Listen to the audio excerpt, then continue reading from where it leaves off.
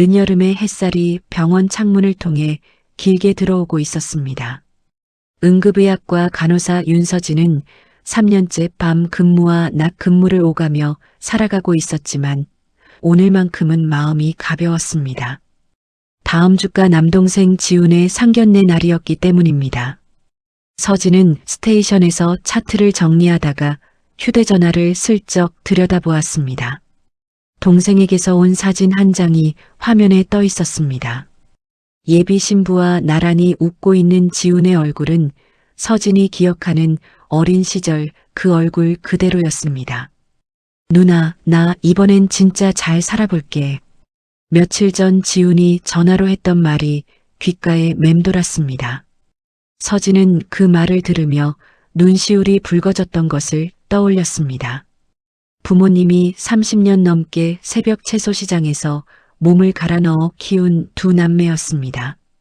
아버지 윤동식은 오늘도 새벽 4시에 집을 나섰을 것이고 어머니는 도매상 한쪽에서 배추를 다듬고 있을 시간이었습니다. 서진은 어린 시절을 떠올렸습니다.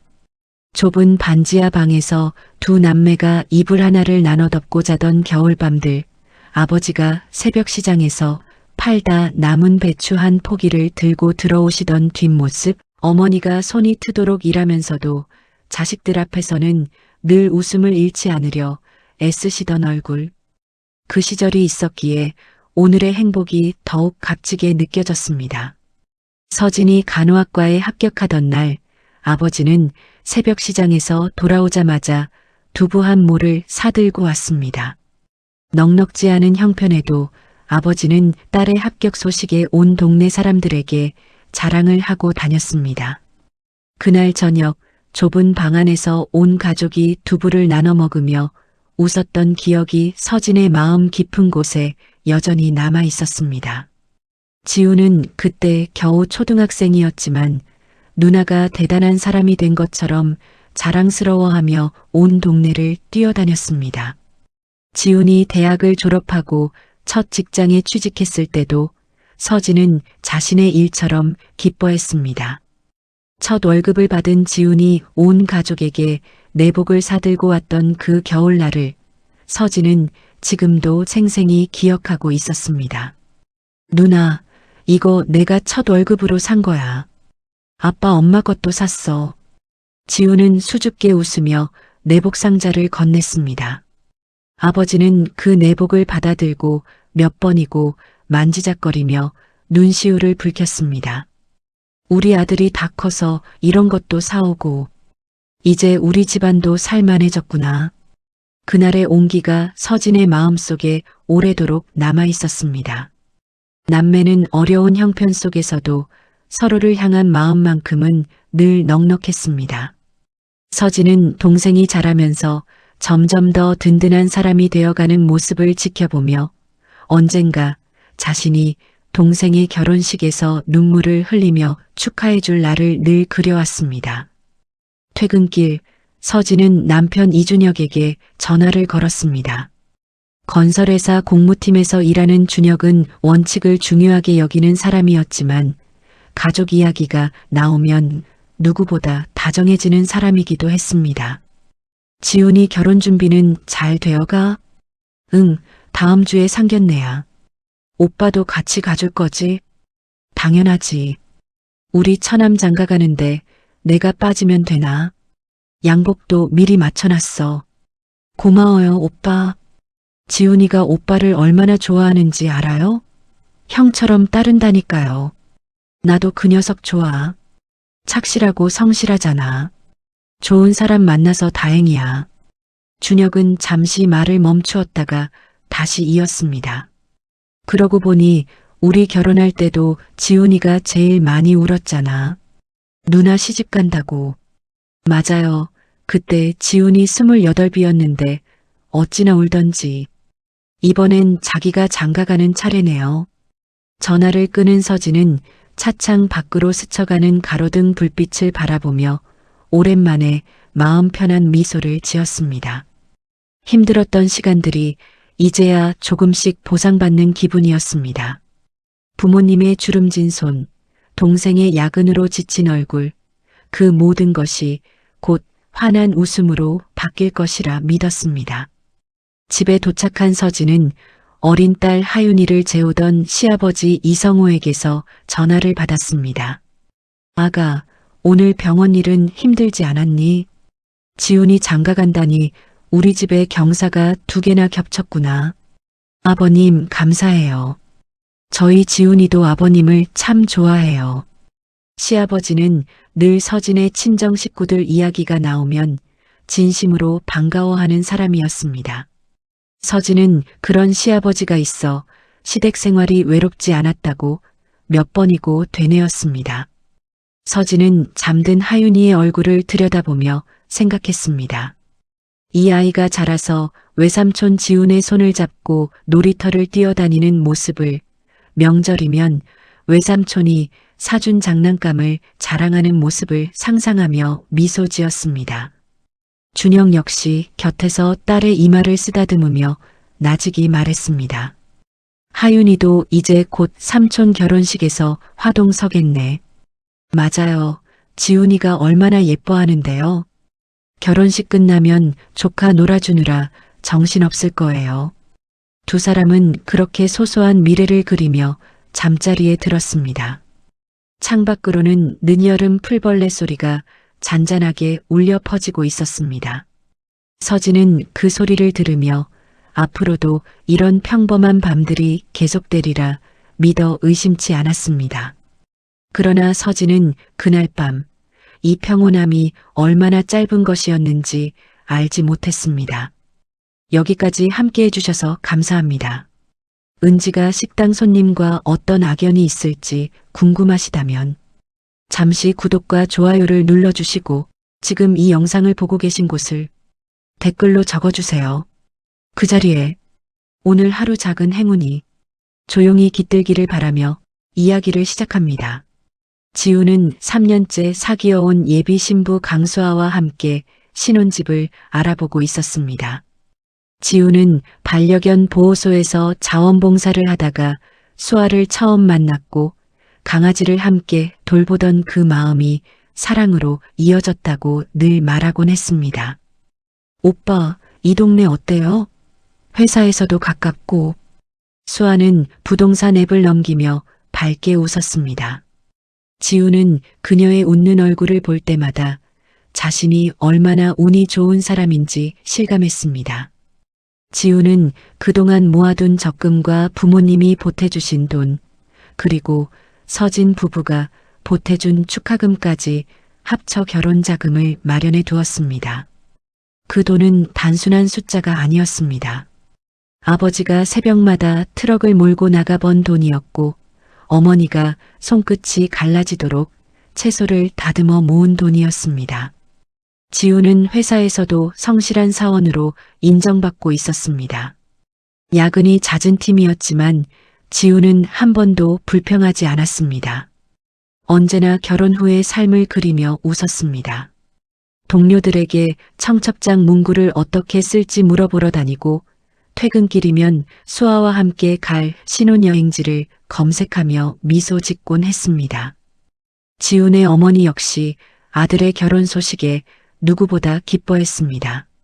새벽 시장에서 만나는 상인들에게마다 며느리 될 사람의 사진을 보여주며 자랑을 늘어놓았습니다. 우리 아들이 이렇게 참한 색시를 데려왔지 뭐예요. 얼마나 곱상하니. 어머니는 예단 준비를 위해 몇 달 전부터 조금씩 돈을 모아왔습니다.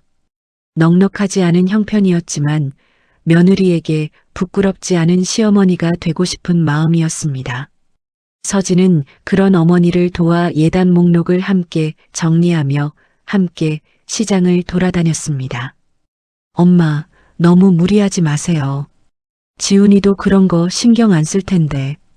아니야, 이런 건 처음이 중요한 거야. 며느리한테 서운하게 하고 싶지 않아. 어머니의 그 마음은 소박했지만 진심이었습니다. 지훈의 회사 동료 박현우는 지훈이 늘 수아의 이야기를 할 때마다 놀리곤 했습니다. 야, 너 요즘 실실 웃는 거 티난다. 결혼하면 그 웃음도 사라진다더라. 그래도 좋은 걸 어떡해. 형도 결혼해보면 알 거야. 지우는 그렇게 대답하며 환하게 웃었습니다. 회사 사람들 모두 지훈의 그런 순박한 모습을 좋아했습니다. 주말이면 지훈은 수아와 함께 유기견 보호소에 들러 봉사활동을 했습니다. 두 사람이 처음 만난 곳이기도 했던 그 보호소에서 지훈은 결혼하면 마당 있는 집으로 이사의 유기견을 데려다 키우자는 이야기를 자주 했습니다. 수아 씨, 우리 나중에 시골에 작은 마당 있는 집 하나 얻어서 강아지들 다 데려다 키우면 어떨까요? 좋아요, 오빠. 나도 그러고 싶었어요. 수아는 그렇게 대답하며 지훈의 손을 꼭 잡았습니다. 지훈은 그 순간이 진심이라 믿었습니다. 수아 씨가 신혼집 계약 관련해서 급하게 처리할 일이 있다고 하니 결혼 자금은 일단 수아 씨 계좌로 옮겨둘게요. 지훈은 가족 단톡방에 이렇게 남겼습니다. 서진은 대수롭지 않게 넘겼습니다. 동생을 믿었고 그가 사랑하는 사람을 믿었기 때문입니다. 아버지 윤동식 역시 그저 흐뭇하게 웃으며 답장을 남겼습니다. 우리 아들, 이제 다 컸구나. 그렇게 며칠이 평화롭게 흘러갔습니다. 상견례 날짜가 하루하루 다가올수록 가족들의 마음은 부풀어 올랐습니다. 서진의 어머니는 한복을 새로 맞추었고 아버지는 오랜만에 정장을 꺼내 다림질을 했습니다. 지우는 상견례 자리에서 할 인사말을 몇 번이고 거울 앞에서 연습했습니다. 안녕하십니까? 수아 씨 아버님, 어머님. 저는 수아 씨와 평생을 함께하고 싶은 윤지훈입니다. 지훈은 그 말을 몇 번이고 되뇌며 넥타이를 고쳐 매었습니다. 상견례를 앞둔 주말, 지훈은 부모님을 모시고 미리 예식장을 둘러보러 다녀왔습니다. 아버지 윤동식은 예식장 로비를 걸으며 연신 감탄했습니다. 우리 아들 장가가는 데가 이렇게 좋은 곳이구나. 네 엄마랑 나는 동사무소에서 혼인신고만 하고 살았는데 아버지, 이번엔 제가 아버지 어머니 몫까지 제대로 해드릴게요. 어머니는 그 말을 듣고 눈시울을 붉히며 아들의 등을 두드렸습니다. 서진 역시 함께 따라가 웨딩홀 직원과 세부 일정을 함께 확인해 주었습니다. 준혁은 지훈에게 넌지시 신혼부부를 위한 조언을 건네기도 했습니다. 지훈아, 결혼하면 처음엔 사소한 걸로도 다툴 수 있어. 그래도 서로 존중하면서 대화하면 다 풀려. 형이 겪어보니까 그렇더라고. 네, 매형. 명심할게요. 지훈은 그렇게 웃으며 대답했습니다. 지훈과 수아가 처음 만났던 유기견 보호소에서의 인연도 특별했습니다. 3년 전 어느 봄날 지훈은 회사 동료의 권유로 우연히 보호소 봉사활동에 참여하게 되었습니다. 그날 처음 만난 수아는 다리를 다친 유기견 한 마리를 정성껏 돌보고 있었습니다. 이 아이 다리가 많이 안 좋아 보이는데 괜찮을까요? 지훈이 조심스럽게 묻자 수아는 환하게 웃으며 대답했습니다. 수의사 선생님이 잘 치료해 주실 거예요. 이렇게 마음 써주는 사람이 있으면 강아지들도 빨리 낫더라고요. 그날 이후 두 사람은 매주 주말마다 보호소에서 마주쳤고 자연스럽게 가까워졌습니다. 지훈은 수아의 그 따뜻한 마음씨에 반했고 수아 역시 성실하고 다정한 지훈에게 마음을 열었습니다. 지훈은 종종 친구들에게 수아와의 첫 만남을 자랑스럽게 이야기하곤 했습니다. 내가 강아지 덕분에 이렇게 좋은 사람을 만났잖아. 인연이라는 게 진짜 있나 봐. 그 시절의 지훈은 자신의 순수한 믿음이 훗날 이토록 깊은 상처가 되어 돌아오리라고는 상상조차 하지 못했습니다. 온 가족이 함께 만들어가는 이 결혼 준비의 시간이 지훈에게는 그 무엇보다 소중한 나날이었습니다. 누구도 그 평화 뒤에 숨은 균열을 눈치채지 못했습니다. 상견례를 이틀 앞둔 날 저녁, 수아는 계속 연락이 되지 않았습니다. 대신 문자 한 통이 도착했습니다. 미안해요, 오빠. 나 다른 사람 생겼어요. 결혼은 없던 일로 해요. 지우는 그 문자를 읽고 또 읽었습니다. 믿기지 않아 수아에게 전화를 걸었지만 신호음만 울릴 뿐 연결되지 않았습니다. 지우는 그날 밤 몇 번이고 다시 전화를 걸었고 결국 번호는 차단되어 있었습니다. 지우는 수아가 일하던 카페로 찾아갔지만 이미 그만두었다는 대답만 돌아왔습니다. 함께 알아보던 신혼집 부동산에도 전화해 보았지만 계약은 이미 취소되었다는 이야기뿐이었습니다. 마치 처음부터 그런 사람은 없었던 것처럼 수아의 흔적은 하나씩 지워지고 있었습니다. 지우는 두 사람이 함께 다니던 유기견 보호소에도 찾아갔습니다. 보호소 담당자는 지훈을 보고 조심스럽게 말을 건넸습니다. 수아 씨, 요즘 통 안 나오시던데. 지훈 씨는 괜찮으세요? 지훈은 아무 대답도 하지 못한 채 발길을 돌렸습니다. 함께 밥을 주던 강아지들이 꼬리를 흔들며 지훈을 반겼지만 그 순간 지훈의 눈에는 아무것도 들어오지 않았습니다. 이틀 후 지훈은 결혼 자금을 확인하기 위해 은행에 들렀습니다. 통장 잔고를 확인한 지훈의 손이 심하게 떨리기 시작했습니다. 결혼 자금 전액이 인출되어 있었습니다. 신혼집 계약금이라며 옮겨두었던 그 돈이 흔적도 없이 사라져 있었습니다. 지훈은 은행 창구 앞에 우두커니 서서 아무 말도 하지 못했습니다. 창구 직원이 몇 번이나 괜찮으시냐고 물었지만 지훈의 귀에는 아무 소리도 들리지 않았습니다. 고객님, 이체 내역 확인해 드릴까요? 아니요, 괜찮습니다. 지훈은 겨우 그 말만 남기고 은행을 나섰습니다. 거리의 사람들이 웃고 떠드는 소리가 그 순간 지훈에게는 아득히 먼 세상의 소음처럼 들렸습니다. 지훈은 회사에도 며칠째 연차를 내고 나오지 않았습니다. 동료 박현우가 몇 번이나 전화를 걸었지만 받지 않았습니다. 지훈아, 무슨 일 있어? 전화 좀 받아봐.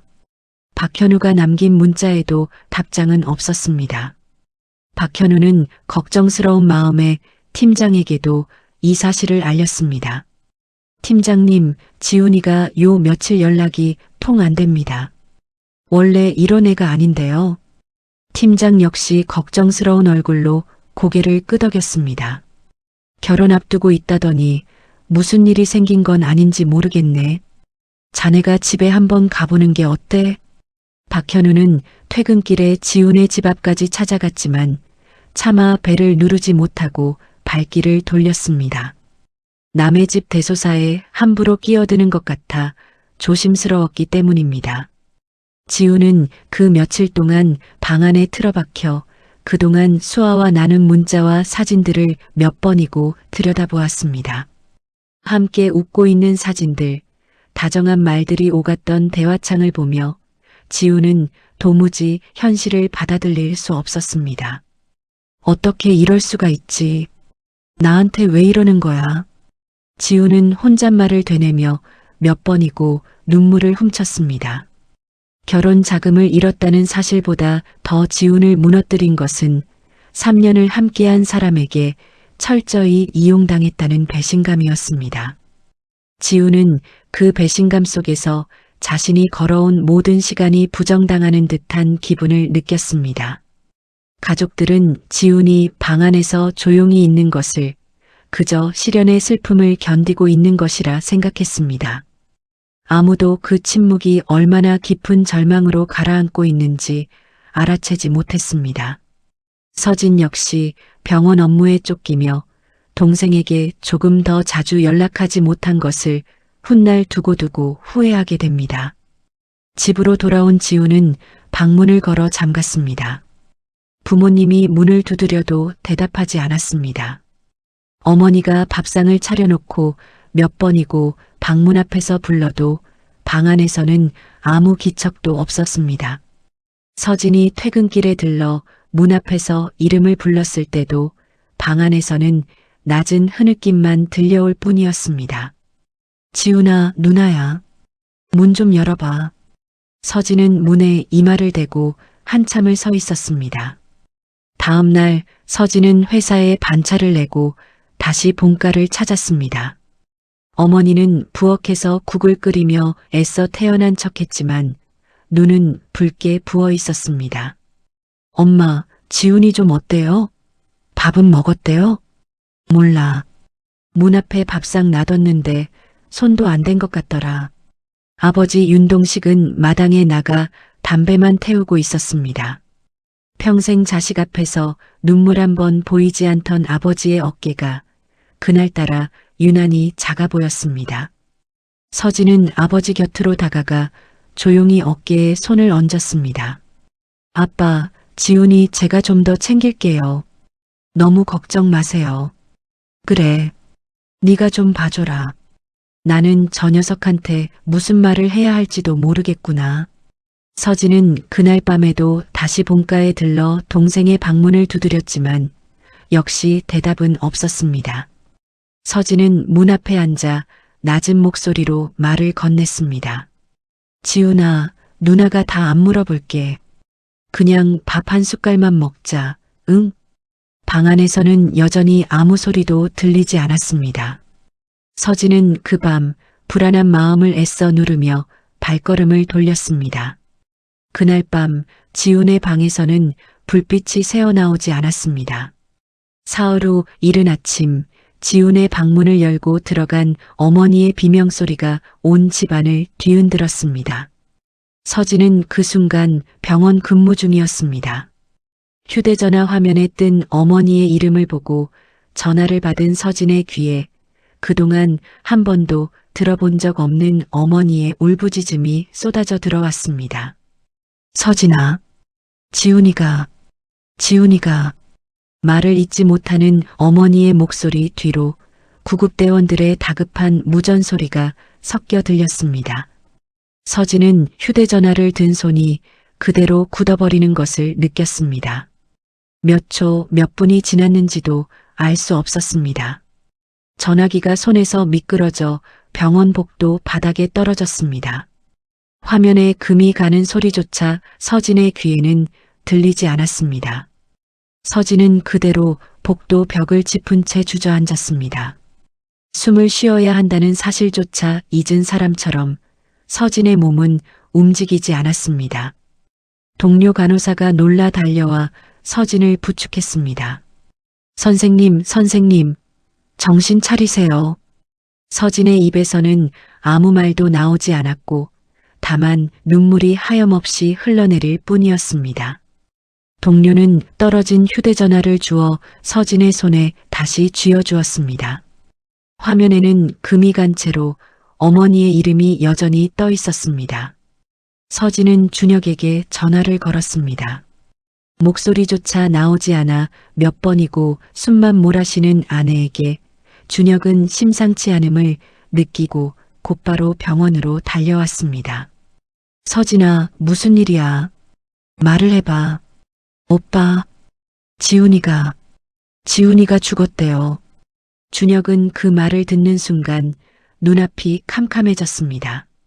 하지만 지금은 자신이 무너질 때가 아니라는 것을 알았습니다. 준혁은 아내를 부축해 차에 태우고 곧장 본가로 향했습니다. 서진은 준혁의 차를 타고 본가로 향했습니다.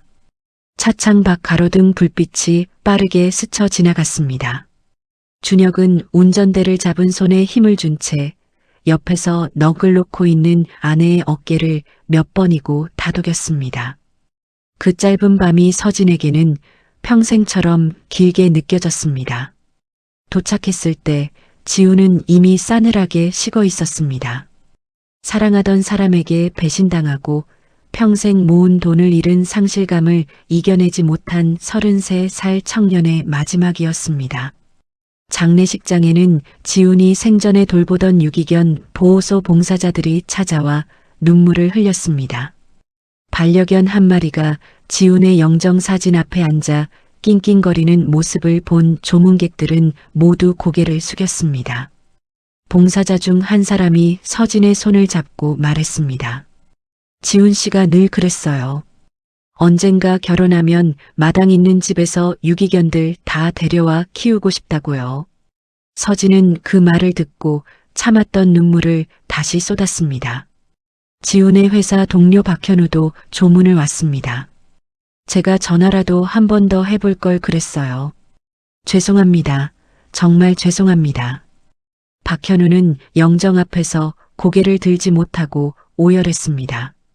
아버지 윤동식은 30년 동안 흘리지 않았던 눈물을 그 사흘밤 내내 흘렸습니다. 새벽 시장 상인들이 삼삼오오 조문을 왔고 그들 역시 성실했던 아들의 마지막을 함께 애도해 주었습니다. 서진은 영정사진 속 동생의 웃는 얼굴을 바라보며 자신이 지켜주지 못했다는 죄책감에 몸을 가누지 못했습니다. 발인 전날 밤 서진은 텅 빈 빈소 한쪽에 앉아 지훈과 어릴 적 함께 찍은 사진첩을 펼쳤습니다. 초등학교 운동회에서 손을 잡고 달리던 사진, 서진의 대학 졸업식에서 꽃다발을 들고 활짝 웃던 사진, 지훈의 첫 출근 날 정장을 입고 어색하게 서 있던 사진까지. 사진 속 동생은 언제나 누나를 바라보며 웃고 있었습니다. 준혁은 그런 아내의 곁에 말없이 앉아 어깨를 감싸주었습니다.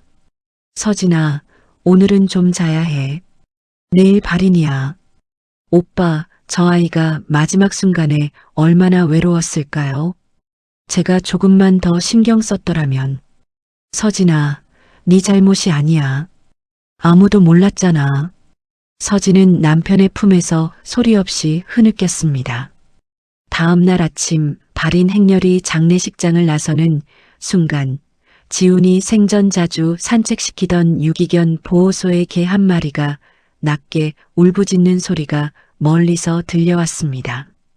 그 소리에 조문객들 모두 다시 한번 눈시울을 붉혔습니다. 화장장으로 향하는 버스 안에서 아버지 윤동식은 아들의 영정 사진을 무릎에 올려놓은 채 창밖만 바라보았습니다. 30년 넘게 새벽 시장에서 채소를 팔며 자식들을 키워온 세월이 그 짧은 순간 주마등처럼 스쳐 지나갔습니다. 지훈아, 아빠가 조금만 더 잘 살게 해줬어야 했는데. 미안하다, 정말 미안하다. 윤동식은 나직이 되뇌며 눈물을 훔쳤습니다. 어머니는 그런 남편의 손을 꼭 잡은 채 함께 울었습니다. 서진은 부모님의 뒷모습을 보며 자신마저 무너지면 안 된다는 생각으로 이를 악물었습니다. 화장이 끝나고 유골함을 품에 안은 순간 서진은 그 무게가 이토록 가벼우면서도 이토록 무거울 수 있다는 사실에 다시 한번 오열했습니다. 준혁은 그런 아내를 조용히 감싸 안았습니다. 서진아, 이제 우리가 지훈이 목까지 잘 살아야 해. 그게 지훈이가 바라는 걸 거야. 서진은 남편의 말에 고개를 끄덕이며 유골함을 품에 안은 손에 힘을 주었습니다. 그날 오후 가족들은 지훈을 양지바른 추모공원에 모셨습니다.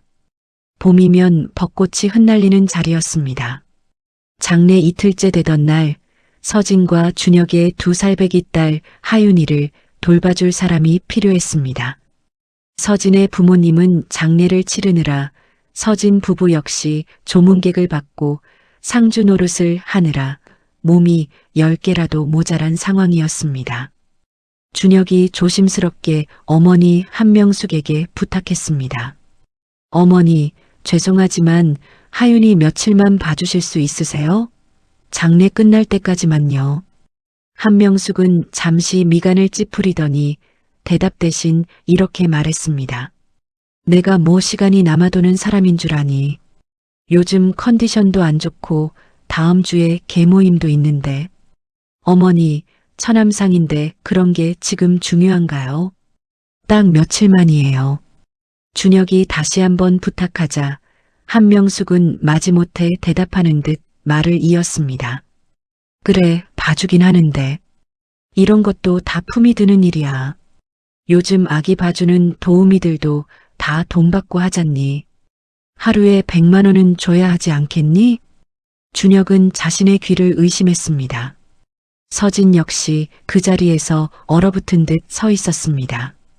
동생을 잃고 장례식장에서 정신을 차릴 수도 없는 며느리에게 손녀를 봐주는 대가로 돈을 요구하는 시어머니의 말이었습니다. 어머니, 지금 지훈이 장례식인데. 서진이 겨우 입을 열자 한명숙은 오히려 서운하다는 표정을 지었습니다. 내가 돈 안 받겠다는 것도 아니고 정당하게 품삯 이야기하는 건데 왜 그런 표정을 짓니? 선입금부터 해줘. 후불은 내가 못 믿어서. 곁에서 이 대화를 듣고 있던 조문객 몇몇이 서로 눈치를 주고받았습니다. 상갓집 한쪽에서 벌어진 이 대화는 조용히 오가는 사람들 사이에서도 어색한 침묵을 만들어냈습니다.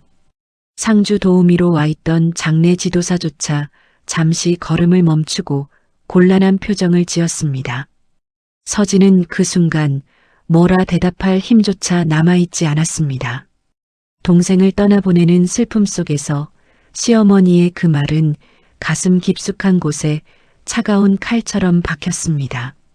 준혁은 아무 말 없이 지갑에서 현금을 꺼내 어머니에게 건넸습니다. 그의 손이 미세하게 떨리고 있었습니다. 여기 100만 원이요. 이걸로 며칠 부탁드릴게요. 한명숙은 돈을 받아 지갑에 넣으며 아무렇지도 않게 말했습니다. 그래, 잘 생각했다. 이런 건 확실히 하는 게 서로 좋은 거야.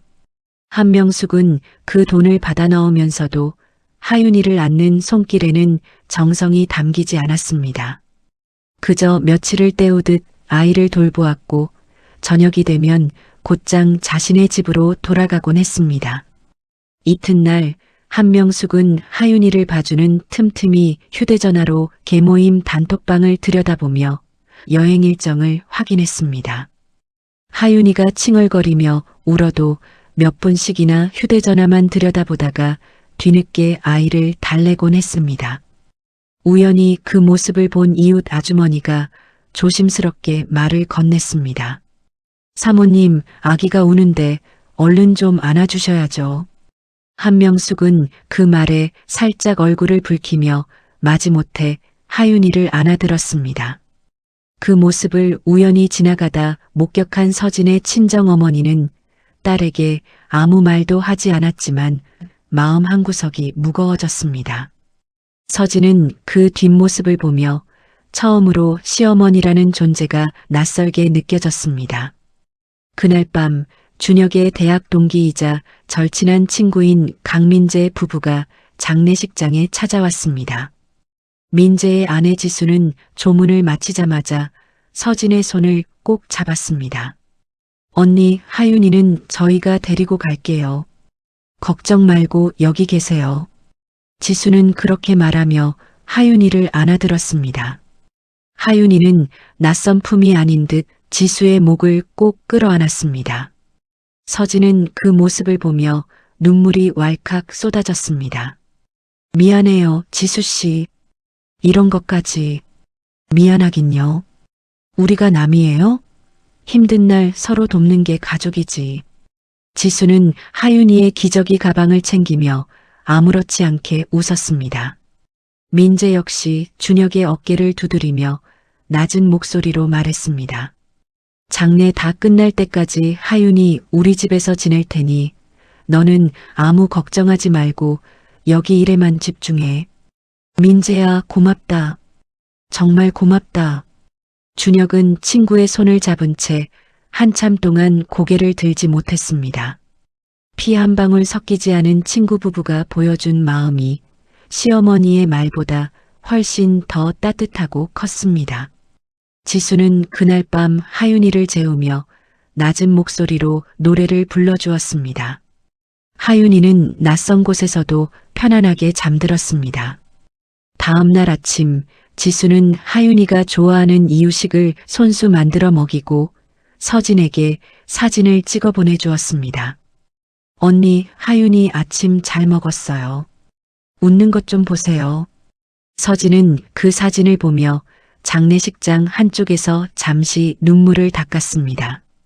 민재는 그날 회사에 급하게 반차를 내고 하윤이의 예방접종 일정까지 대신 챙겨주었습니다. 준혁아, 하윤이 이번 주에 접종 있다고 지수가 그러던데 우리가 데리고 다녀올까? 아니야, 그것까지는 우리가 할게. 진짜 고맙다, 민재야. 고맙긴. 너희 부부가 우리 결혼식 때 얼마나 챙겨줬는데. 이 정도는 당연한 거야. 서진은 그날 밤 가족이라는 것이 반드시 핏줄로만 이루어지는 것은 아니라는 사실을 처음으로 뼈저리게 느꼈습니다. 장례식장 한쪽 구석에서 서진은 하윤이가 지수의 품에 안겨 잠든 모습을 사진으로 남겼습니다. 그 사진은 훗날 서진이 가장 힘든 순간마다 꺼내보는 사진이 되었습니다. 민재와 지수 부부는 결혼한 지 5년이 되었지만 아직 아이가 없었습니다. 그럼에도 두 사람은 하윤이를 마치 자신들의 딸처럼 살뜰히 돌봐주었습니다. 발인이 있던 날 아침, 지수는 하윤이에게 작은 원피스를 새로 사입히며 말했습니다. 우리 하윤이 오늘 예쁘게 입고 엄마 아빠 기다리자.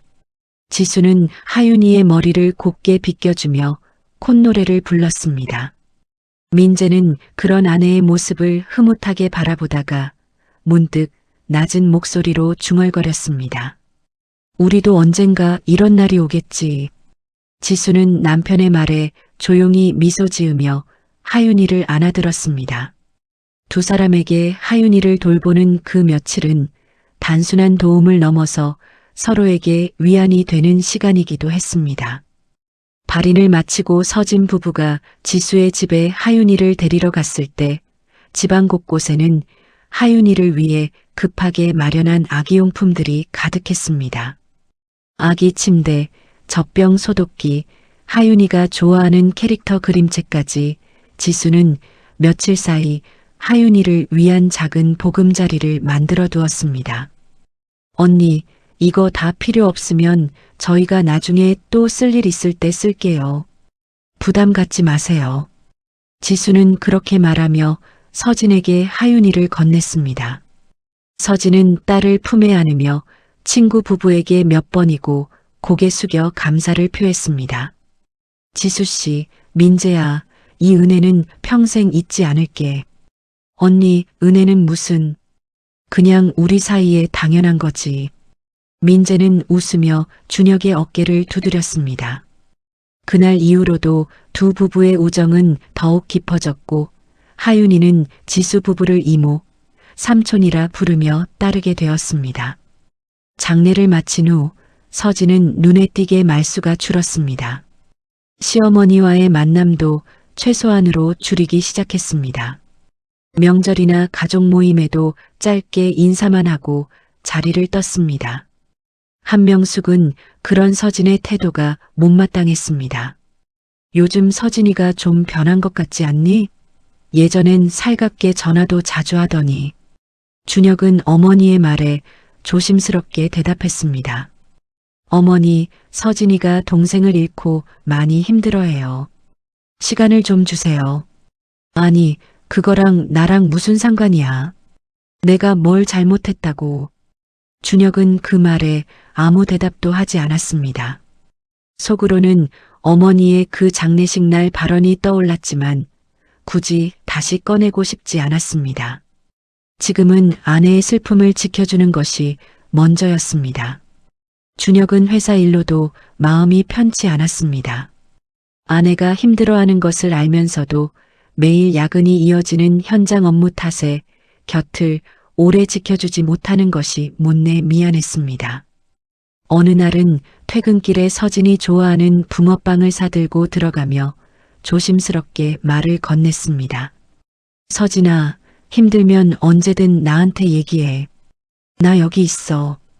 서진은 그 말에 말없이 남편의 손을 꼭 잡았습니다. 그것만으로도 위로가 되었습니다. 아버지 이성우만이 조용히 며느리의 마음을 헤아리고 있었습니다. 이성우는 종종 서진에게 안부 문자를 보냈습니다. 아가, 밥은 잘 챙겨 먹고 다니니? 힘들면 언제든 아버지한테 전화해라. 서진은 그 짧은 문자에 몇 번이고 눈물을 훔쳤습니다. 시아버지는 며느리를 진짜 딸처럼 아끼는 사람이었습니다. 젊은 시절부터 공장에서 성실히 일해온 이성호는 화려한 것을 좋아하지 않았고 그저 가족이 건강하게 지내는 것만을 바라는 사람이었습니다. 어느 주말 이성호는 손수 담근 김치를 들고 서진의 집을 찾았습니다. 아가, 이거 좀 먹어봐라. 내가 담근 거다. 요즘 입맛도 없을 텐데 이거라도 좀 먹어. 서진은 그 소박한 마음에 눈시울을 붉히며 김치통을 받아들었습니다. 이성호는 하윤이를 무릎에 앉히고 옛날 이야기를 들려주며 한참을 놀아주었습니다. 우리 하윤이 삼촌목까지 예쁘게 잘 커야 한다. 서진은 시아버지의 투박한 손끝에서 오랜만에 위로받는 기분을 느꼈습니다. 서진은 시아버지에게만큼은 마음을 열었지만 시어머니에게는 점점 더 마음의 문을 닫아갔습니다. 한편 서진의 병원 생활도 녹록지 않았습니다. 응급실은 여전히 밤낮 없이 환자들로 붐볐고 서진은 동생을 잃은 슬픔을 아는 채로도 매일 생사를 넘나드는 환자들을 마주해야 했습니다.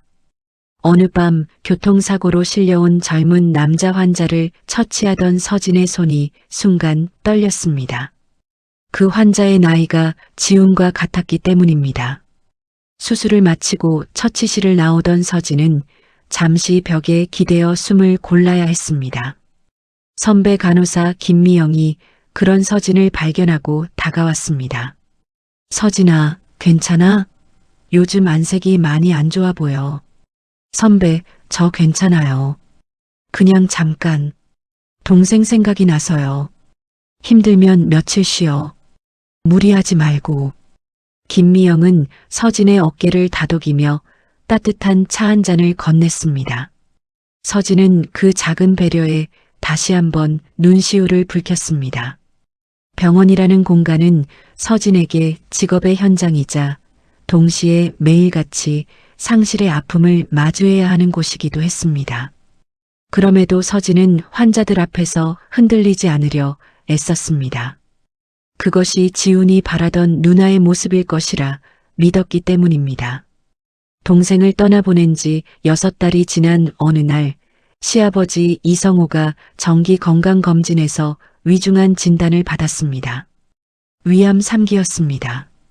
담당인은 즉시 수술과 항암 치료가 필요하다고 말했습니다. 환자분 연세를 생각하면 수술이 쉽지 않겠지만 지금 상태로는 최대한 빨리 수술을 진행하는 게 좋겠습니다. 담당이의 설명을 듣던 준혁의 얼굴이 새하얗게 질렸습니다. 병원 복도에서 그 소식을 전해 들은 서진의 다리가 휘청거렸습니다. 지훈을 잃은 슬픔이 채 아물기도 전에 또 다른 상실의 그림자가 가족을 덮쳐오고 있었습니다. 아버님, 서진은 병실 문 앞에서 한참을 서 있다가 겨우 안으로 들어갔습니다. 이성호는 침대에 누워서도 며느리를 걱정했습니다. 아가, 네가 뭘 이렇게까지 놀라니? 나는 괜찮다. 아버님, 무리하지 마세요. 제가 옆에서 잘 챙길게요. 이성호는 그 말을 듣고 조용히 웃었습니다. 며느리의 손을 잡은 그의 손은 앙상했지만 그 안에 담긴 온기만은 여전했습니다. 준혁 역시 아버지의 손을 잡으며 눈시울을 붉혔습니다. 아버지, 걱정 마세요. 저희가 다 같이 이겨낼 거예요. 그래, 준혁아. 네 처가 저렇게 마음 써주는 게 얼마나 고마운지 모른다. 한명숙은 남편의 병실에 잠시 들렀다가도 금방 자리를 떴습니다. 여보, 나 오늘 계모임 있어서 먼저 갈게요. 몸조리 잘하고 있어요. 이성호는 그런 아내의 뒷모습을 보며 씁쓸한 표정을 지었지만 별다른 말을 하지 않았습니다. 평생 그래왔듯 이번에도 그저 넘어가려 했습니다. 수술 날짜가 잡히고 온 가족이 병원을 오가기 시작했습니다. 서진은 병원 일을 마치고도 매일 시아버지의 병실에 들러 상태를 살폈습니다. 동료 간호사들에게도 조언을 구해가며 아버님의 회복을 위한 식단과 운동법을 꼼꼼히 챙겼습니다. 지훈을 잃은 슬픔 속에서도 서진은 이 새로운 시련 앞에서 다시 힘을 내야 했습니다.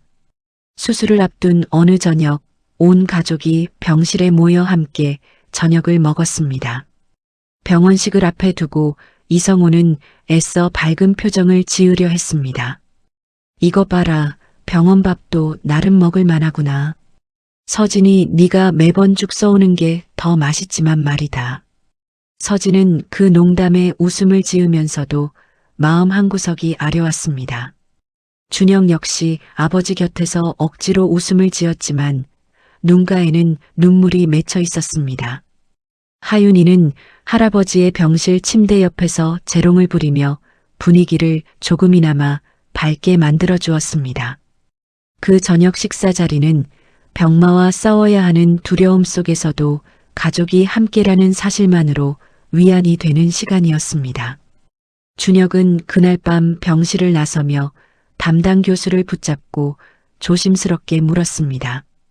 교수님, 수술 성공 확률이 어느 정도나 될까요? 연세가 있으셔서 조심스럽긴 하지만 전반적인 건강 상태는 양호하십니다. 저희도 최선을 다하겠습니다. 담당 교수의 대답에 준혁은 조금이나마 마음을 놓을 수 있었습니다. 서진 역시 동료 간호사들에게 같은 병원 외과의 평판을 미리 알아보며 아버님이 최선의 치료를 받을 수 있도록 세심하게 신경 썼습니다. 선배, 외과 김민석 교수님 어떠세요? 저희 아버님 집도이신데. 어머, 그 교수님 손 정말 좋으시기로 유명해. 걱정 안 해도 될 거야. 동료의 그 말에 서진은 비로소 안도의 한숨을 내쉬었습니다. 수술 전날 밤 이성호는 서진에게 나직이 말했습니다. 아가, 혹시 내가 잘못되더라도 너무 슬퍼하지 말거라. 나는 지훈이 만나서 할 얘기가 많을 것 같구나. 아버님, 그런 말씀 마세요. 저희 아버님 없으면 안 돼요. 서진은 그 말에 눈물을 참지 못했습니다. 이성호는 며느리의 손을 꼭 잡아주었습니다. 수술 당일 서진은 새벽 일찍 병원에 도착해 수술 준비 과정을 하나하나 챙겼습니다. 마취과 의사와의 상담, 수술 동의서 작성, 혈액형 확인까지 서진은 간호사로서의 경험을 살려 꼼꼼히 살폈습니다. 준혁은 수술실 앞 대기실에서 초조하게 손을 맞잡고 있었습니다. 서진아, 아버지 괜찮으시겠지? 오빠, 담당 교수님 실력 믿을 만하대요. 저도 미리 알아봤어요. 걱정 마세요. 6시간에 걸친 수술 끝에 담당이가 수술실 밖으로 나와 가족들에게 말했습니다. 수술은 잘 끝났습니다. 다행히 전이는 발견되지 않았고 앞으로 항암 치료를 병행하시면 됩니다. 그 말을 들은 준혁은 그 자리에 주저앉을 뻔했습니다. 서진은 남편의 어깨를 감싸 안으며 함께 안도의 눈물을 흘렸습니다. 한명숙은 그제서야 병원에 도착해 상황을 전해 듣고는 가슴을 쓸어내렸지만 정작 회복실 앞에서 오래 머물지는 않았습니다. 수술이 끝나고 이성호가 회복병동으로 옮겨진 날 가족들이 모여 앞으로의 간병 계획을 의논했습니다. 한명숙은 대뜸 이렇게 말했습니다. 나는 병원 냄새만 맡아도 머리가 아파서 안 돼. 간병은 아무래도 며느리가 하는 게 낫지 않겠니? 서진은 자신의 귀를 의심했습니다. 준혁 역시 어이없다는 표정을 지었습니다. 어머니가 간병하시는 게 내가 이 나이에 병수발을 어떻게 하니? 서진이가 간호사잖아. 딱 맞는 사람이 옆에 있는데 왜 사서 고생을 해? 한명숙은 자신의 말이 지극히 합리적이라는 듯한 태도로 말을 이어갔습니다. 게다가 서진이는 병원 일도 잘 알잖니. 이럴 때 며느리가 나서야지, 안 그러니. 나는 요즘 계모임 여행도 잡혀 있고 몸도 약해서 병간호는 도저히 못해. 준혁이 다시 한번 항의했지만 한명숙은 완강했습니다. 엄마도 참 아버지 아내가 엄마잖아요. 어떻게 이걸 다 서진이한테 밀어요.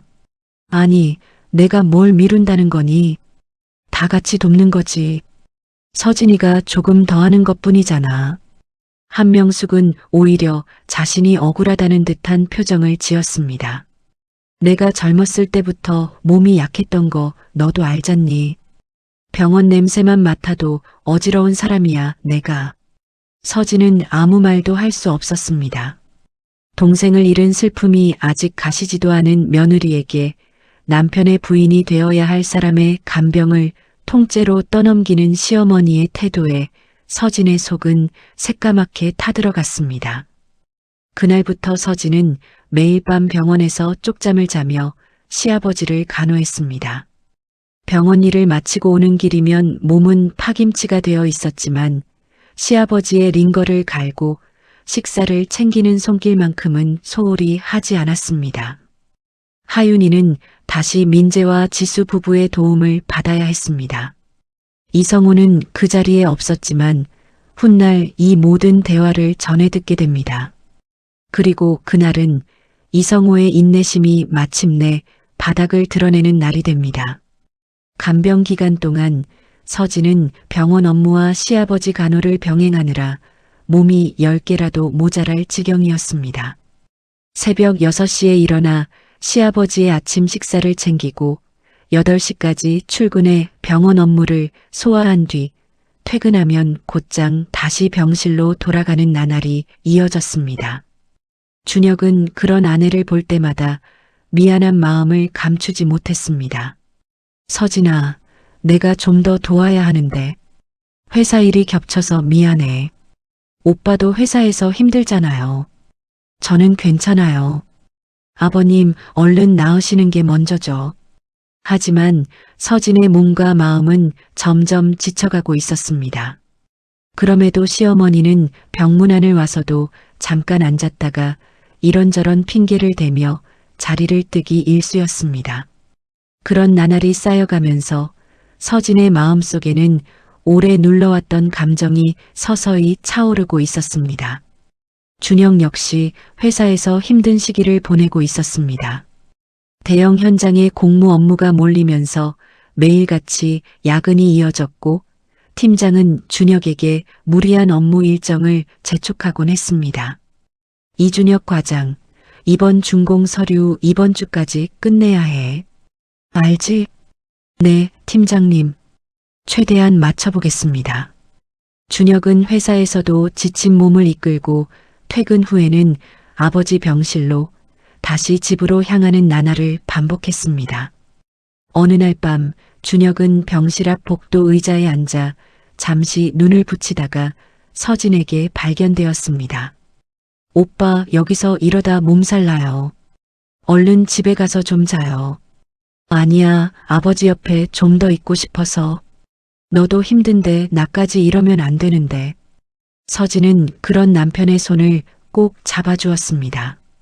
부부는 서로에게 의지하며 그 힘겨운 시기를 함께 견뎌내고 있었습니다. 하윤이는 그 무렵 다시 지수의 집에 며칠씩 맡겨지곤 했는데 지수는 단 한 번도 싫은 내색을 하지 않았습니다. 언니 하윤이는 우리한테 맡기고 두 분은 아버님만 신경 쓰세요. 하윤이 재롱 보는 게 저희한테는 낙이에요.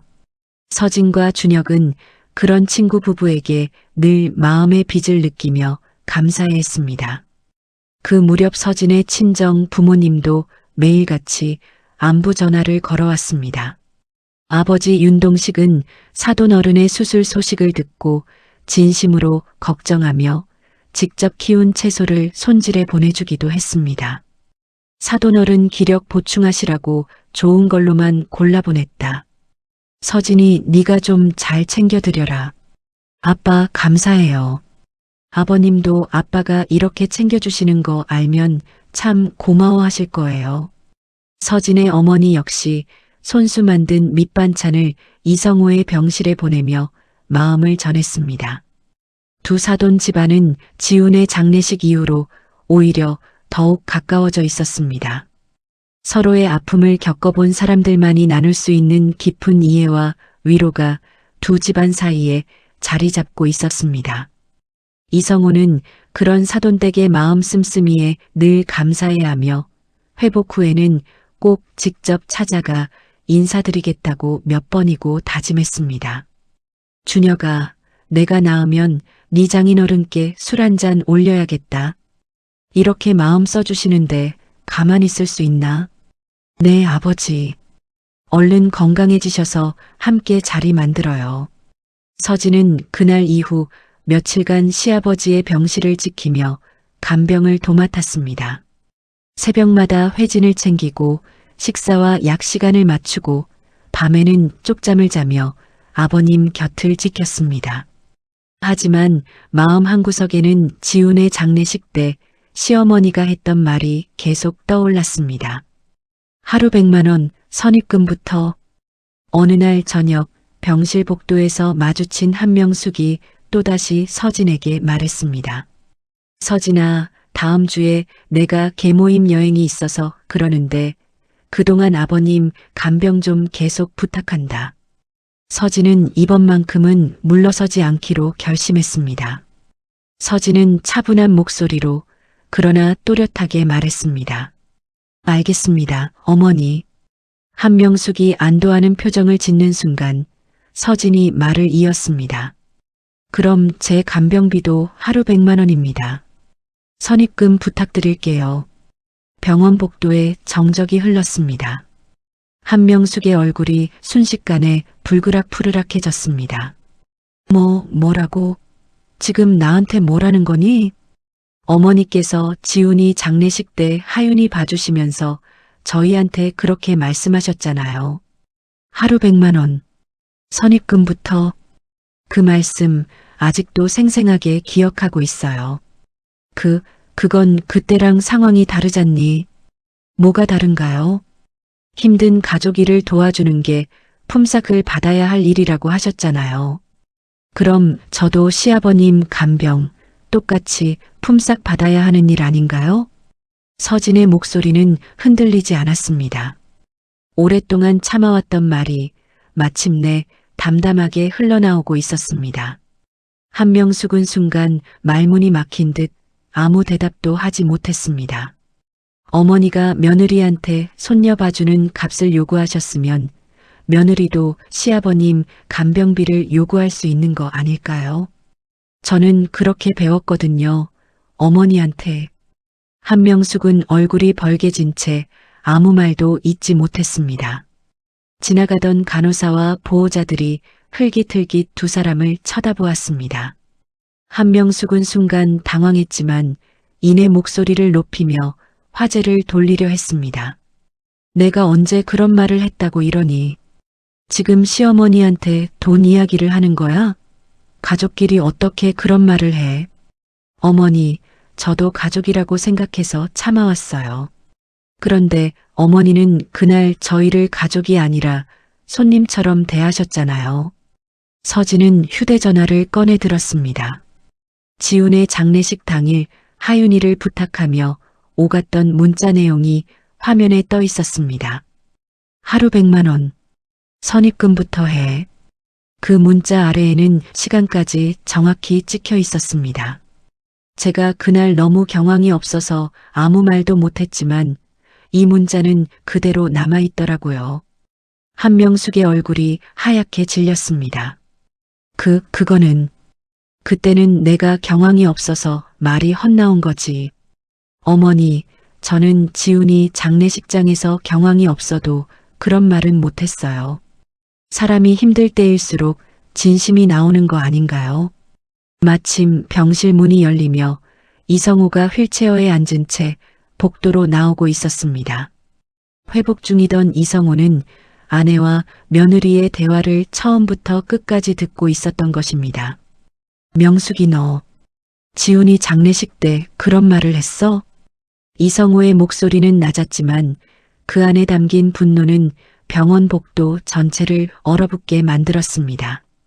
한명숙은 아무 대답도 하지 못한 채 고개를 떨구었습니다. 여보, 그건 오해예요. 내가 그럴 사람이 아니잖아요.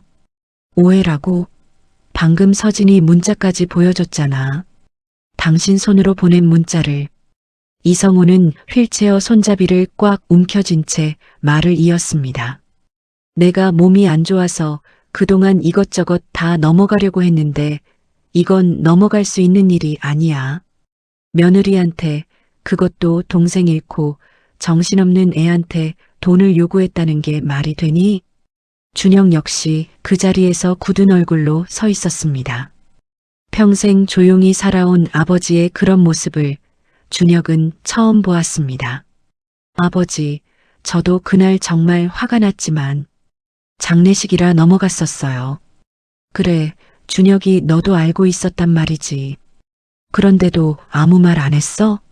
준혁은 아버지의 물음에 고개를 숙였습니다.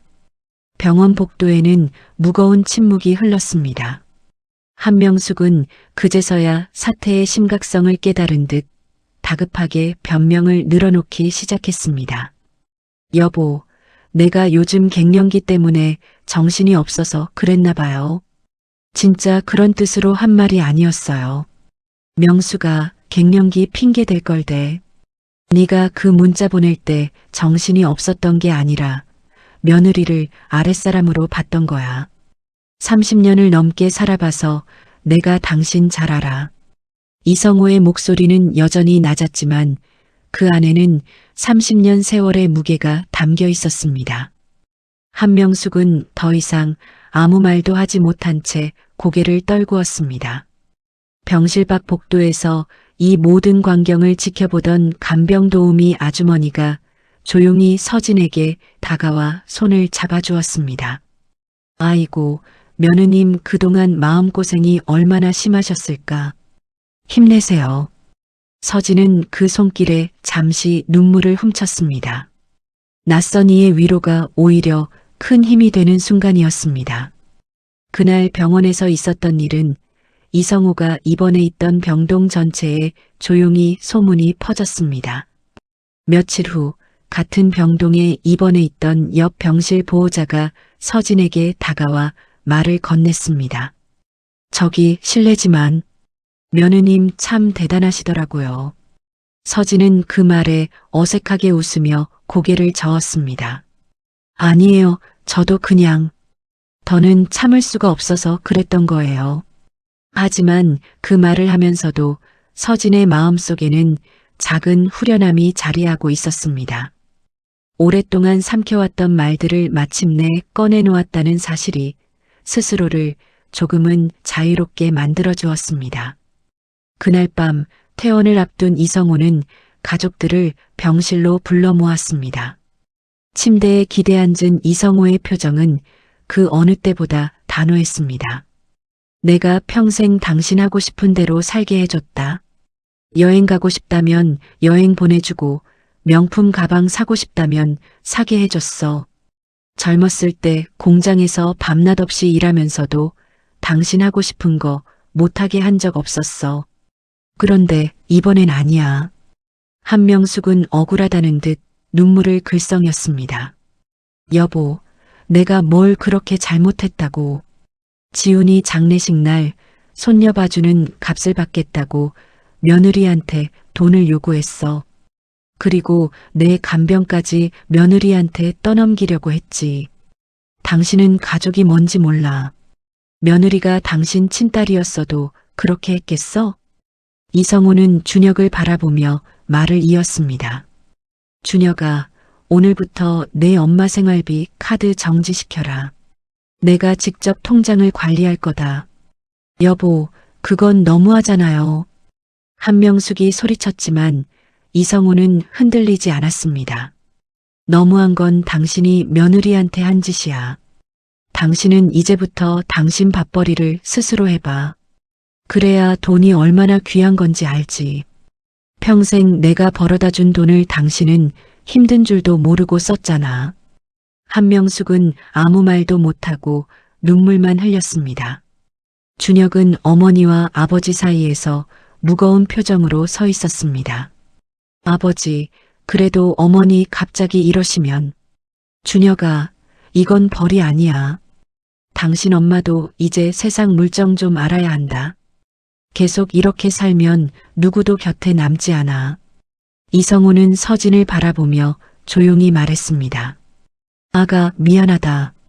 그동안 내가 못 본 척 넘어간 세월이 너무 길었어. 이제라도 바로잡으마. 아버님. 아니에요. 죄송하다고 하지 마세요. 병실안은 무거운 침묵에 잠겼습니다. 서진은 그 자리에서 아무 말도 하지 않은 채 시아버지의 결단을 조용히 지켜보았습니다. 평생 참아온 사람의 분노가 얼마나 무거운 것인지 서진은 그 순간 깊이 느낄 수 있었습니다. 다음 날 준혁은 아버지의 뜻에 따라 어머니 명의의 카드를 정지시키고 통장의 자동이체 내역도 모두 정리했습니다. 은행 창구에서 서류를 작성하던 준혁의 손이 떨렸습니다. 평생 어머니로 알고 살아온 사람에게 이런 조치를 취해야 한다는 사실이 마음 편할 리 없었습니다. 아버지, 처리했어요.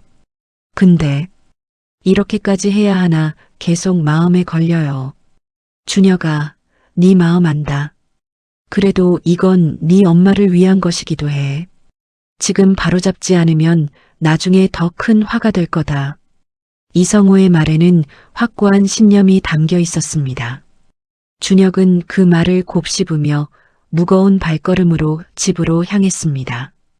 그날 저녁 준혁은 어머니의 집에 들러 상황을 조심스럽게 설명했습니다. 한명숙은 아들 앞에서 눈물을 보이며 억울함을 토로했습니다. 준혁아, 네 아빠가 너무한 거 아니니? 30년을 살았는데 이렇게까지 해야겠어? 엄마, 저도 마음이 편치 않아요. 근데 엄마가 그때 그런 말을 한 건 사실이잖아요. 준혁의 그 담담한 대답에 한명숙은 순간 말문이 막혔습니다. 아들마저 자신의 편을 들어주지 않는다는 사실이 서러웠지만 한편으로는 아들의 말이 틀리지 않았다는 것을 스스로도 알고 있었습니다. 엄마, 이번 기회에 아빠랑 다시 잘 지내는 방법을 찾아보세요. 저희도 엄마가 잘 지내시길 바라요. 준혁은 그렇게 말하며 어머니의 어깨를 다독였습니다. 한명숙은 아들의 그 말에 고개를 끄덕이며 처음으로 자신을 돌아볼 용기를 내기 시작했습니다. 그날 이후 한명숙의 생활은 완전히 달라졌습니다. 매달 통장에 꽂히던 생활비도 마음껏 긁던 카드도 모두 사라졌습니다. 계모임 여행도 백화점 나들이도 더 이상 할 수 없었습니다. 처음 한 달 한명숙은 친구들에게 손을 벌려보기도 했습니다. 예, 나 잠깐만 50만 원만 빌려줄 수 있니? 하지만 다들 곤란한 기색을 보이며 슬슬 연락을 피했습니다. 평생 화려하게만 살아온 한명숙에게 그 현실은 낯설고 서러웠습니다. 계모임 친구들조차 하나둘 연락이 뜸해졌습니다. 오랜 세월 함께 여행을 다니던 친구 미경조차 전화를 받지 않았습니다. 미경아, 나 명숙이야. 잠깐 통화 좀. 전화기 너머로 침묵이 흘렀습니다. 미경은 결국 짧은 안부만 전하고 서둘러 전화를 끊었습니다. 한명숙은 그제서야 자신이 평생 쌓아왔다고 믿었던 인간관계가 얼마나 얄팍한 것이었는지 깨닫기 시작했습니다. 결국 한명숙은 동네 마트의 계산원 아르바이트 자리에 지원했습니다. 젊은 시절엔 손끝 하나 물에 담그지 않고 살아왔던 그녀가 처음으로 오전 6시부터 계산대 앞에 서게 된 것입니다. 첫 출근 날 한명숙은 매장 유니폼을 입고 거울 앞에 섰습니다. 낯선 자신의 모습에 한참을 서서 바라보았습니다.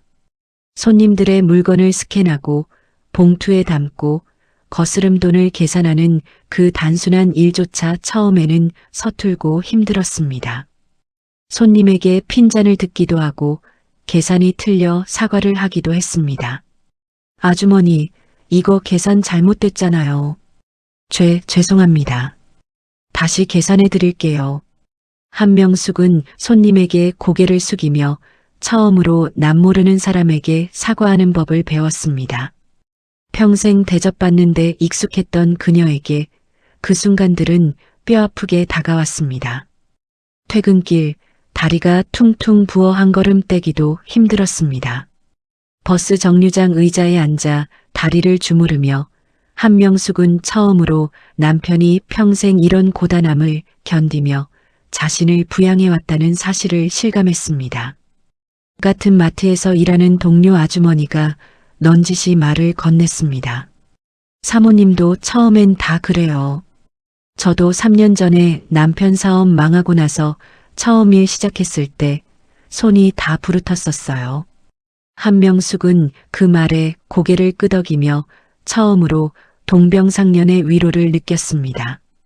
첫 월급을 받던 날 한명숙은 봉투를 든 손이 떨렸습니다. 하루 8시간 다리가 퉁퉁 붓도록 서서 번 돈이 겨우 100만 원 남짓이었습니다. 그 순간 한명숙의 머릿속에 지훈의 장례식 날 자신이 했던 말이 떠올랐습니다. 하루 100만 원. 한 달을 꼬박 일해서 번 돈이 자신이 그토록 쉽게 요구했던 하루치 품삯과 크게 다르지 않았습니다. 한명숙은 그 봉투를 든 채 마트 뒤편 계단에 주저앉아 한참을 울었습니다. 자신이 그동안 얼마나 가족의 마음을 헤아리지 못하고 살아왔는지 뒤늦게 절실히 깨닫는 순간이었습니다.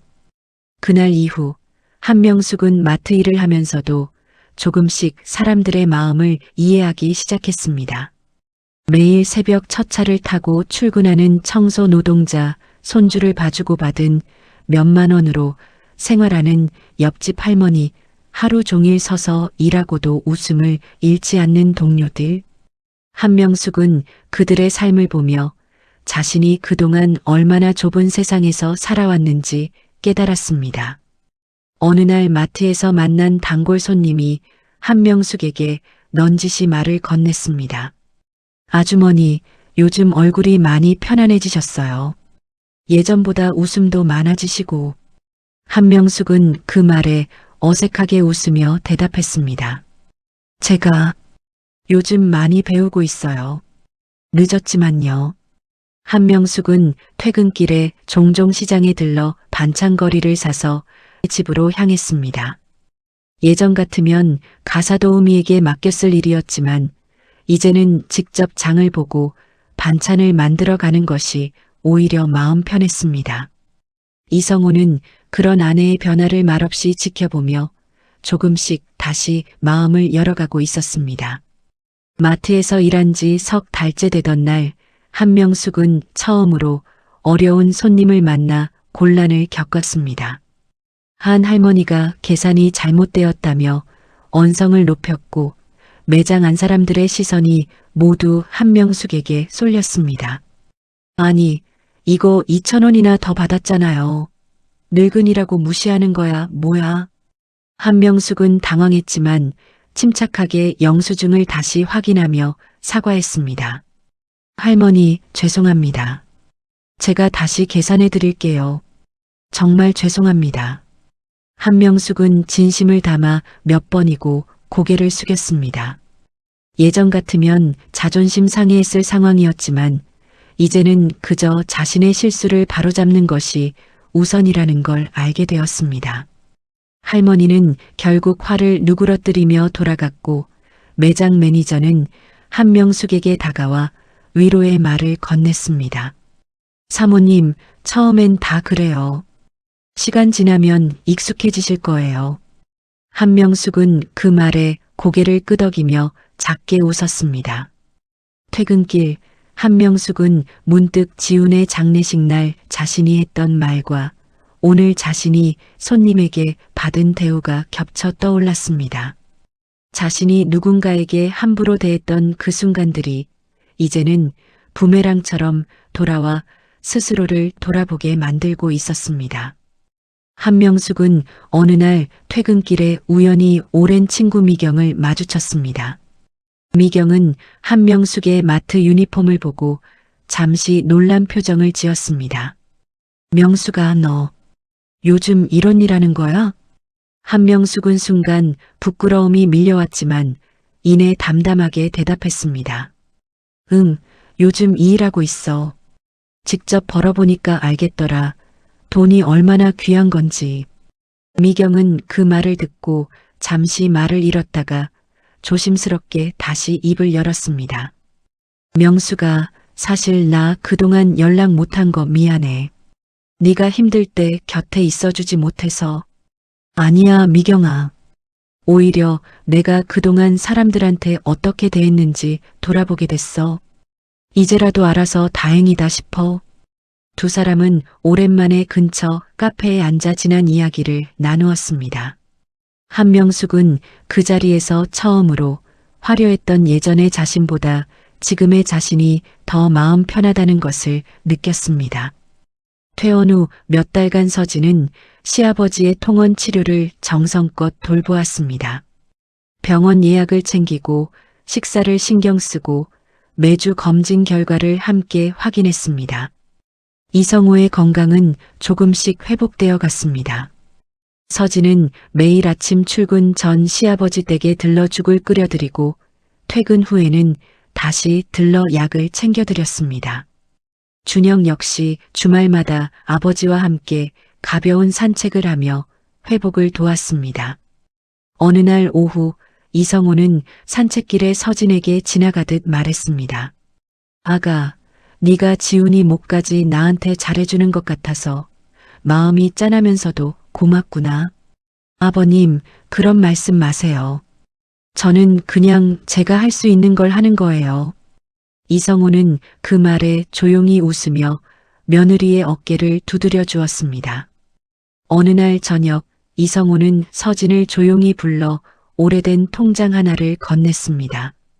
이거 네 몰래 오래전부터 부어온 적금이다.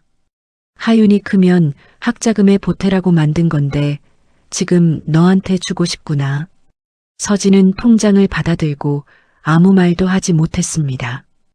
이성호는 며느리의 손을 꼭 잡으며 말을 이었습니다. 고맙다. 내가 아플 때 내가 곁에서 지켜줘서 정말 고맙다. 너는 내 딸이다. 서진의 눈에서 눈물이 쏟아졌습니다. 동생을 잃은 슬픔과 시아버지의 진심 어린 마음이 뒤섞여 서진은 한참을 소리 없이 흐느꼈습니다. 아버님, 저야말로 감사해요. 아버님이 계셔서 저는 진짜 딸처럼 여기 붙어 있을 수 있었어요. 내가 너를 딸처럼 아껴주마. 힘든 일 있으면 언제든 이 아버지한테 기대라. 이성호는 그 말에 조용히 웃으며 며느리의 어깨를 다독였습니다. 방 밖에서 그 모습을 지켜보던 한명숙의 눈에도 눈물이 고였습니다. 처음으로 한명숙은 자신이 놓쳐온 것이 무엇인지 어렴풋이 깨닫기 시작했습니다. 한명숙은 그날 밤 마트에서 번 첫 월급으로 며느리에게 줄 작은 선물을 하나 샀습니다. 화려한 것은 아니었지만 서진이 평소에 필요하다고 지나가듯 말했던 손목 보온팩이었습니다. 서진아, 이거 별건 아니지만. 서진은 그 작은 선물을 받으며 처음으로 시어머니의 진심을 조금씩 느끼기 시작했습니다. 무렵 이성호는 항암 치료의 마지막 차수를 앞두고 있었습니다. 서진은 병원 동료들에게 물어가며 항암 부작용을 줄이는 식단을 꼼꼼히 준비했고 매번 치료 전후로 시아버지의 컨디션을 세심히 살폈습니다. 이성호는 그런 며느리를 보며 종종 농담 섞인 말을 건네곤 했습니다.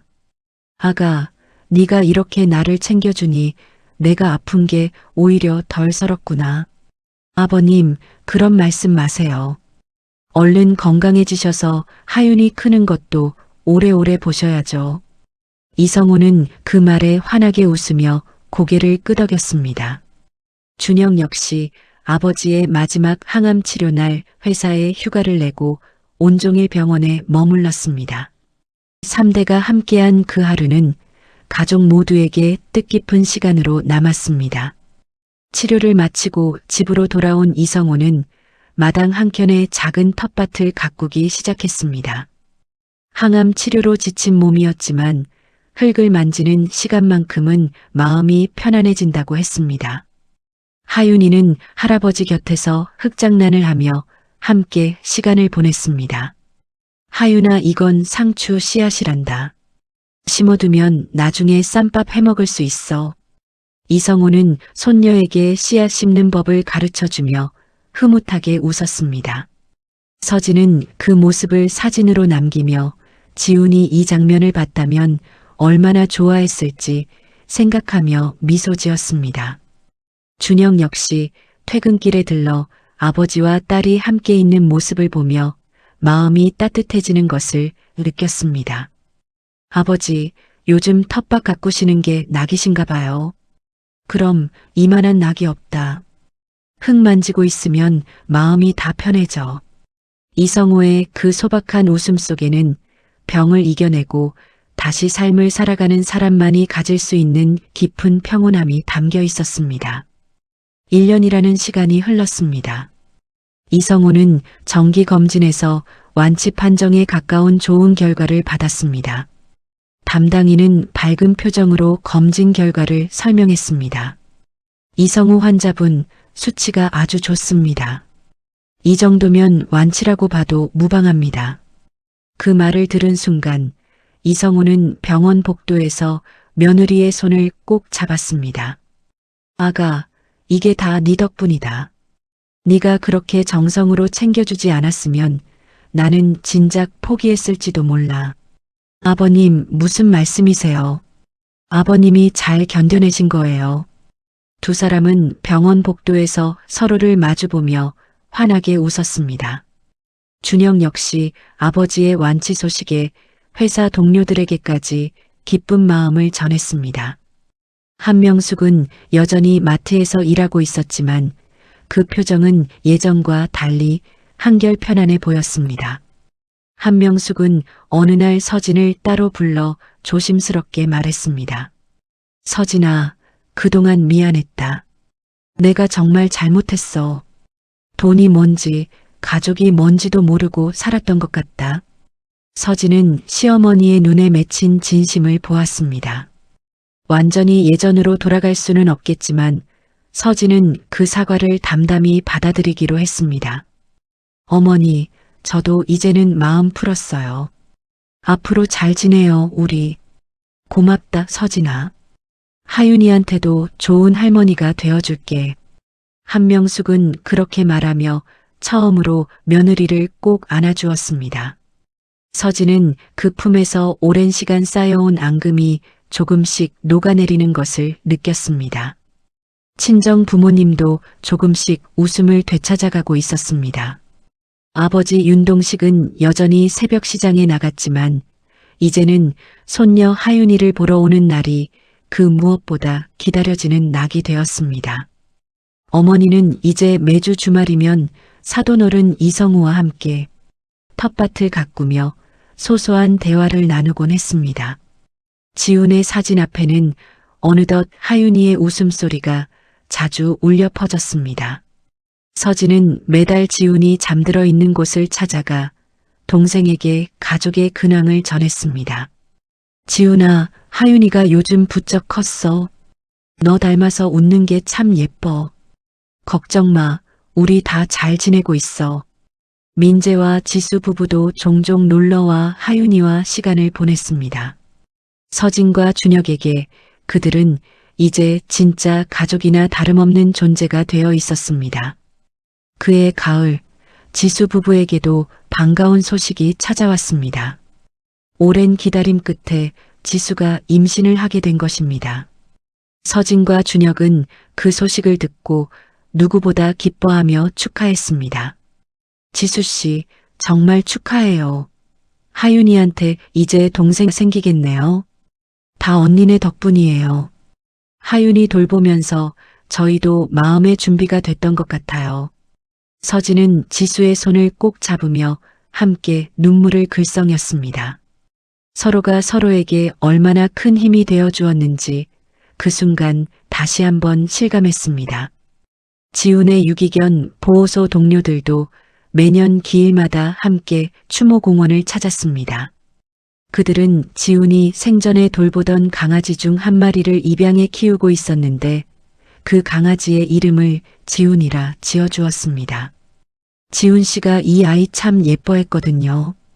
이름이라도 남겨주고 싶었어요. 서진은 그 이야기를 듣고 마음 깊이 감사함을 느꼈습니다. 동생이 남긴 작은 흔적들이 여전히 여러 사람의 마음속에 살아 숨쉬고 있다는 사실이 큰 위안이 되었습니다. 친정아버지 윤동식은 그해 겨울 새벽 시장 일을 조금씩 줄여가기 시작했습니다.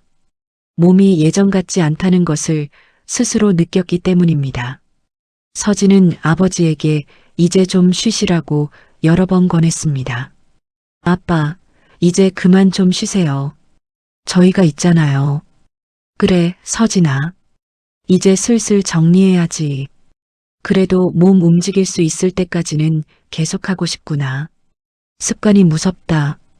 윤동식은 그렇게 말하면서도 손녀 하윤이가 놀러 오는 날이면 만사를 제쳐두고 함께 시간을 보냈습니다. 하윤이는 외할아버지의 트럭을 타보는 것을 세상에서 가장 좋아했습니다. 지훈이 떠난 자리의 슬픔도 조금씩 옅어져 가고 있었습니다. 어느 화창한 오후 서진은 하윤이의 손을 잡고 지훈의 사진 앞에 섰습니다.